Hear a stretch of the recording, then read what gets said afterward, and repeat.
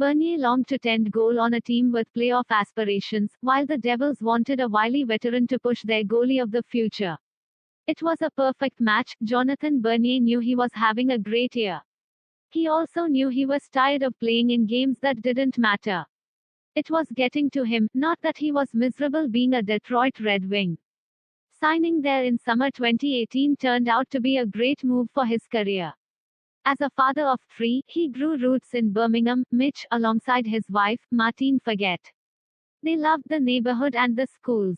They were big family people. And, on the ice, by Bernier's second season as a Red Wing, he earned his longest look as a starting goaltender since the days of his big opportunity with the Toronto Maple Leafs from 2013-14 through 2015-16.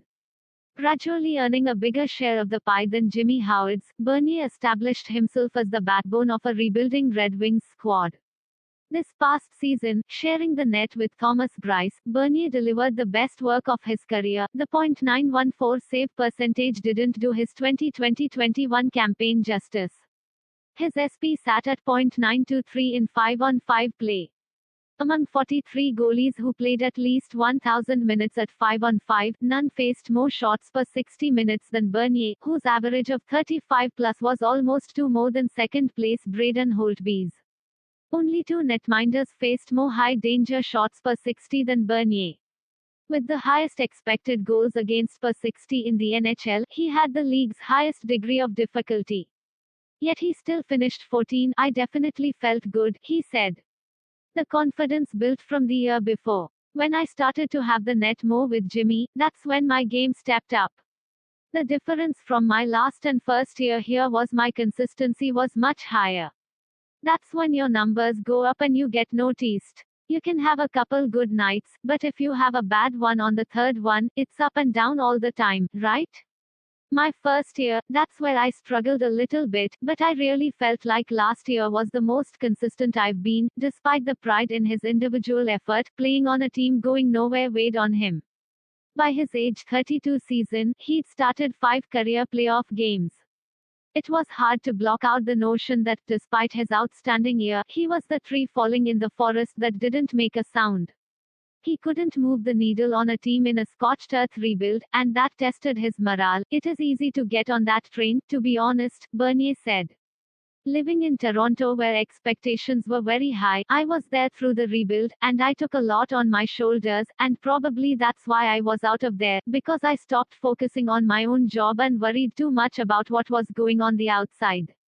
Coming into Detroit with the rebuild, I'd lived it in Toronto on a much bigger scale in a bigger market, and that gave me a lot of experience and confidence that I could just worry about my own job. But you're playing every year to make the playoffs, so it's tough when you hear that we're just going to be okay and hopefully get a great draft pick and all these things. As players, you don't get many opportunities to win a Stanley Cup, but it's really hard just to make the playoffs.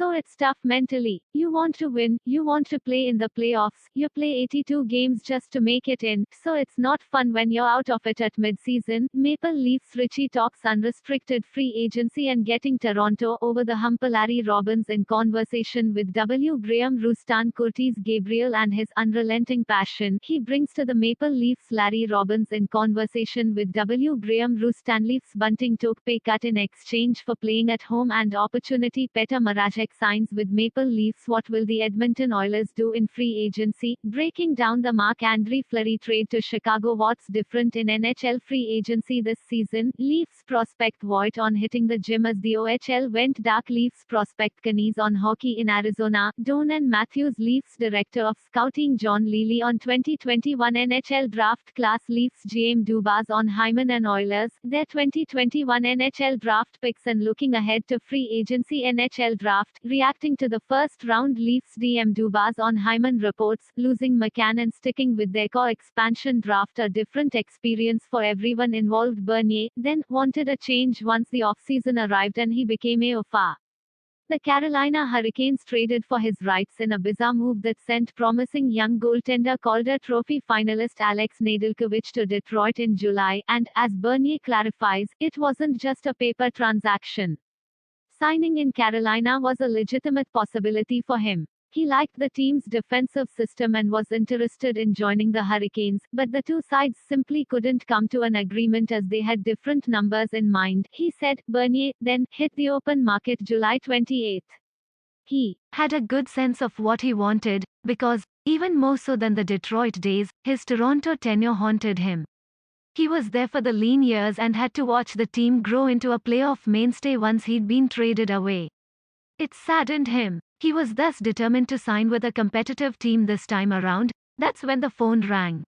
On the other end of the line, one of Bernier's childhood heroes, the NHL's all-time wins and shutouts leader, Martin Brodeur, who now works as the New Jersey Devils Executive Vice President of Hockey Operations and Senior Advisor.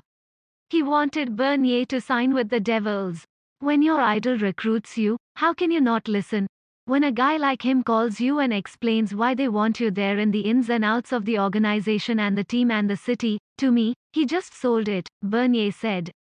Sometimes you just go with your gut, and when he called me it just made 100% sense to go there. I know they're still a young team, but for them to go and get Hamilton, Ryan Graves, they're really trying to get to that next level now. They're not just a team still looking for draft picks and rebuilding in that first stage. They're going to that second stage where, now, results are important.